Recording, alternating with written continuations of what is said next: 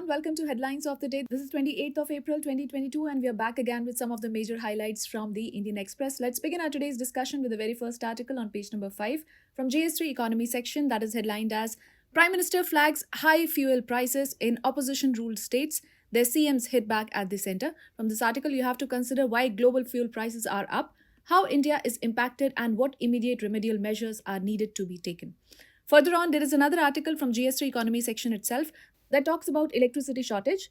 Now, heat wave, low coal stocks, delayed payments leading to power outages. From this article, you have to consider why is there a total electricity shortage in India, the key reason behind low coal supplies and other related issues, and what steps need to be taken in this particular context. Moving further on page number 10 from GS3 Economy section, there's an article that talks about inflation. Now, the article is headlined as the Inflation Hydra. From this article, you have to understand why is there a consistent uptick in inflation, the Reserve Bank of India's forecast in this particular context, and its implication on the economy and what steps need to be taken in this particular context. Moving further on page number 10 from GS2 Polity and Governance, there's an article that is headlined as Unemployed Indians. From this article, you have to know about the employment problem in India, how pandemic exacerbated it, and the government steps to address the issues and what is the possible scenario ahead. Moving further on page number 11 from GS2 Education Sector, there's an article that is written by Ms. Amita Vatal.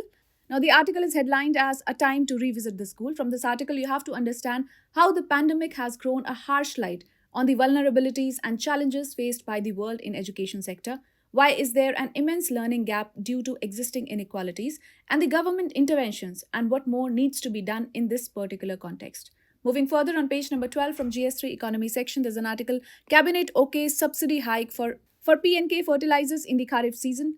From this article, you have to consider why did the government increase nutrient-based subsidy rates for phosphatic and potassic fertilizers for the Kharif season and what are the expected outcomes. Alright, moving further on page number 13 from GS2 Polity and Governance, there's an article, Final hearing on pleas challenging the sedition law on May 5, says the Supreme Court. So from this article, you have to understand what is the sedition law, what does the sedition 124A states, the arguments against the section 124A, the ruling of Supreme Court and what is the possible way forward. Moving further on page number 15 from GS3 Economy section, there's an article, State of Unemployment in India. Now from this article, you have to consider what is the labor force participation rate, what is the significance of LFPR in India, how is it underreported, and what is the correct way to assess India's unemployment stress? Why is India's labor force participation rate so low?